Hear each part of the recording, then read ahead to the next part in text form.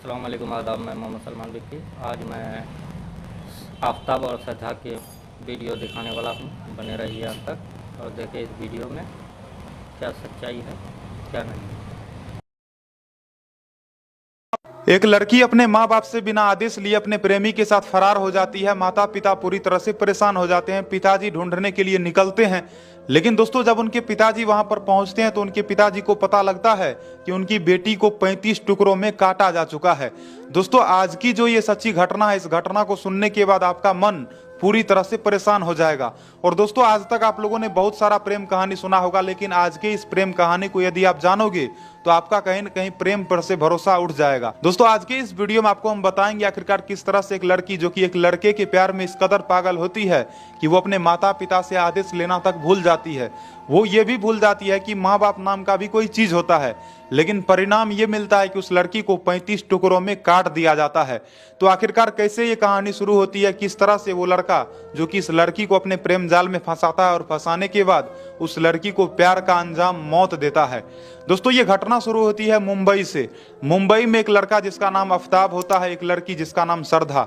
आफ्ताब और सरधा दोनों आपस में इस कदर प्यार में मसरूफ हो जाते हैं कि दोनों दुनिया को ही भूल जाते हैं। हालांकि लड़की सरधा जो कि अपने माता पिता से ये बात बोलती भी है कि मैं आफ्ताब से शादी करना चाहती हूँ, लेकिन उनके माता पिता जो कि साफ साफ इनकार कर देते हैं, बोलते हैं नहीं बेटी उससे शादी नहीं करना है। तो अब उसके बाद वो लड़की जो कि उस आफ्ताब के प्यार में पूरी तरह से पागल हो जाती है और फाइनली आफ्ताब और सरधा दोनों फैसला करते हैं कि अब अपने घर से 1500 किलोमीटर दूर दिल्ली पहुंचना है। अब 1500 किलोमीटर दूर दिल्ली पहुंचने के बाद दोनों एक फ्लाइट लेता है। दोस्तों राष्ट्रीय राजधानी दिल्ली का एक क्षेत्र है मेहरौली, जिसका कि एक इलाका है छतरपुर। तो इसी इलाका में एक फ्लाइट में दोनों रहना शुरू कर देता है, प्यार से रहता है। कुछ समय तक दोनों आपस में रहता है। लड़का भी नौकरी ढूंढ लेता है, लड़का भी ऑफिस जाना शुरू कर देता है और लड़की भी काम करती है। हालांकि लड़की जो कि सोशल मीडिया पर काफी ज्यादा एक्टिव रहती है। अब दोस्तों कुछ समय बाद होता यह है कि वो लड़की उस लड़के को बोलती है, आफ्ताब को बोलती है कि तुम मुझसे शादी कर लो, लेकिन आफ्ताब जो कि साफ साफ इनकार कर देता है। आफ्ताब कहता है थोड़ा और इंतजार करो, बाद में शादी कर लेंगे। लेकिन दोस्तों अचानक एक दिन होता यह है कि इसी तरह से कहा सुनी हो जाता है और उसके बाद आफ्ताब और सरधा दोनों में आपस में भिड़ंत हो जाता है। आपस में लड़ाई झगड़ा होते होते होता यह है कि आफ्ताब लड़की के गला को दबा देता है, यानी कि आफ्ताब सरधा के गला को दबा देता है और इस कदर गला को दबाता है कि सरधा वहीं पर दम तोड़ देती है। अब सरधा जब मर जाती है तो आफ्ताब को कुछ भी समझ नहीं आता है कि करे क्या। आफ्ताब पूरी तरह से परेशान हो जाता है। अब दोस्तों होता यह है कि आफ्ताब रात को उस लड़की को तो मार देता है। अगले दिन आफ्ताब जो कि उस लाश को अपने घर में ही रख देता है और उसके बाद वो बाहर निकलता है और फ्रिज के दुकान पर जाता है। अब वो चारों ओर निहारता है कि ऐसा कौन सा फ्रिज लिया जाए जिस फ्रिज के अंदर उस लड़की को रखा जा सकता है।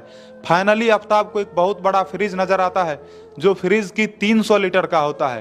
तो दोस्तों फाइनली उस फ्रिज को वो खरीदता है और उसके बाद दुकानदार को कहता है कि मुझे आज के आज ये फ्रिज चाहिए। तो दोस्तों वो दुकानदार कहता है कि ठीक है तुम पेमेंट कर दो, ये फ्रिज तुम्हारे घर तक पहुंचवा दिया जाएगा। फाइनली फ्रिज डिलीवरी कर दिया जाता है। फ्रिज की डिलीवरी होने के बाद अब फ्रिज आता है। आफ्ताब रात को फिर होता यह है कि उस लड़की को बाथरूम में लेकर जाता है और उसके लाश को 35 टुकड़ों में काटने का कोशिश करता है। हालांकि इस काम को करते करते उसे 3 दिन लग जाता है। तो 3 दिनों में वो सरधा के लाश को 35 टुकड़ों में काट चुका होता है और उस लाश के टुकड़े को अलग अलग तरीके से पॉलीथीन में पैक करके उसे फ्रिज में डाल देता है। अब दोस्तों फ्रिज में डाल देने के बाद आफ्ताब ये सोचता है कि हम इस लाश का करे क्या, इस लाश के टुकड़ा का करे क्या। तो एक दिन फाइनली आफ्ताब को रात के तकरीबन 2 बजे नींद खुलता है। नींद खुलने के बाद आफ्ताब के माइंड में आता है कि अभी तो हर कोई सोया हुआ होगा। तो आफ्ताब जो कि अपने शरीर पर एक पिट्ठू बैग लेता है, पीठ पर टांगने वाला जो बैग होता है, और बैग लेने के बाद पॉलीथीन का जो एक हिस्सा होता है, एक पॉलीथीन लेकर के उस बैग में डालता है और उस टुकड़े को ले जाकर के एक जंगल में जाकर फेंक देता है। सबसे पहले तो वो जंगल जाता है। तो जंगल जाने के बाद ये देखता है कि चारों ओर कोई आदमी तो नहीं है।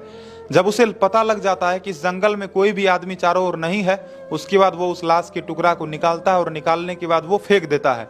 अब इसी तरह से दूसरा दिन भी होता है। रात के तकरीबन 2 बजे उसका नींद खुलता है। उसके बाद पुनः वो पॉलीथीन में एक लाश के टुकड़ा को लेता है और लेने के बाद पुनः बैग टांगता है और बैग टांगने के बाद इस बार वो जंगल में नहीं जाता है बल्कि किसी दूसरे इलाके में जाता है और फिर जाकर के इसी तरह से वो फेंक देता है।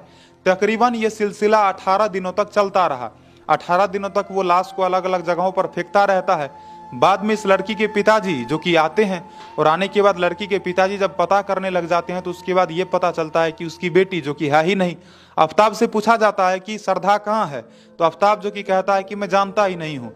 उसके बाद लड़की के पिताजी जो कि थाना में जाकर केस करते हैं। केस दर्ज करवाने के बाद पुलिस वाले आते हैं, पूछताछ करते हैं। आरोपी आफ्ताब को हिरासत में लिया जाता है। आफ्ताब से जब जोर जबरदस्ती करा जाता है और उसको जब फोर्सफुली जब उससे पूछताछ करा जाता है, उसके बाद आफ्ताब जो कि सारा का सारा वारदात बयां करता है। और दोस्तों उसके बाद जब पुलिस वाले सुनते हैं तो सुनने के बाद पुलिस वाले भी दंग रह जाते हैं। पहले तो उस लड़की को बहला फुसला करके दिल्ली लाया गया, उसके बाद उस लड़की के साथ जोर जबरदस्ती किया गया, उसके साथ शादी नहीं करा गया, और बाद में जब लड़की शादी करने के लिए बोली तो लड़की को मार दिया गया, और मारने के बाद उसके लाश को 35 टुकड़ों में काट दिया गया और अलग अलग हिस्सों में फेंक दिया गया। तो कहीं ना कहीं दोस्तों इस तरह की घटनाएं सुनने के बाद कहीं ना कहीं हम लोगों को काफी दुख होता है। हालांकि मुझे काफी दुख हुआ और आशा करता हूं कि यदि अब तक आप लोगों ने भी इस वीडियो को पूरा सुना है, इस कहानी को पूरा सुना है, तो आपको भी काफी तकलीफ हुआ होगा।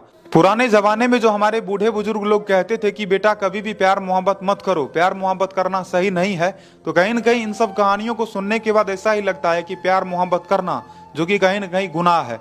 और दोस्तों इस तरह की घटनाओं को सुनाने का सबसे बड़ा कारण यह है कि मैं आप लोगों तक एक सही खबर भी पहुंचाना चाहता हूं, साथ ही साथ मैं आप लोगों तक एक सही संदेश भी पहुंचाना चाहता हूं। आज के समय में मैक्सिमम ऐसे लड़के लड़कियां हैं जो कि माता पिता की बात को नहीं मानते हैं। उनको लगता है कि हम जो डिसीजन कर रहे हैं, हम जो फैसला ले रहे हैं, यही सही है।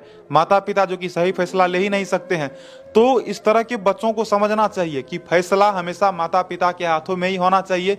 जब आपको वो जन्म दिए हैं, जब आपको पढ़ाते लिखाते हैं, वो आपका सब कुछ करते हैं, तो क्या आपका शादी वो गलत जगह पर कर देंगे? ऐसा कभी हो सकता है क्या? तो कहीं ना कहीं माता पिता से राय अवश्य लेनी चाहिए। और देखो प्यार करना गलत बात नहीं है, लेकिन प्यार करने के बाद इस तरह का अंजाम मिलना ये बहुत गलत है और निंदनीय है। हालांकि आप लोगों का इस कहानी के ऊपर क्या राय है, अपना कमेंट में राय बताना। साथ ही साथ दोस्तों आपको हमारा ये प्रयास कैसा लगा? मैंने आप सबों को सारा का सारा घटना, सारा का सारा सच्चाई बता दिया। तो फिलहाल इस वीडियो में इतना ही। नमस्कार, प्रणाम, आदाब, सत श्री अकाल। मिलता हूं अगले नए वीडियो में। तब तक मस्त रहें, स्वस्थ रहें, सावधान रहें और सतर्क रहें।